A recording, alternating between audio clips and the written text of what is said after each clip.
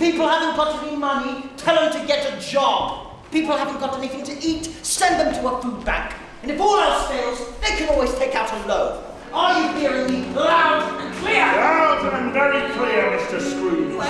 Look after all the red-cheeked, abject, frightful, hideous, miserable children of the world, eh?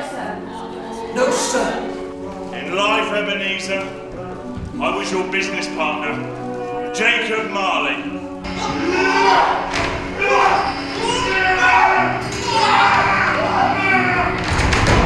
Drink the health of such a stingy, odious, hard, unfeeling man as Mr. Scrooge. You know he is Bob. Nobody knows it better than you. It's Christmas, baby! Then don't, baby!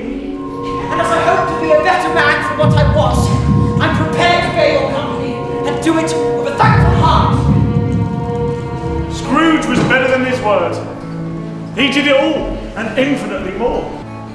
He became as good a friend, as good a master, as good a man, as the good old city.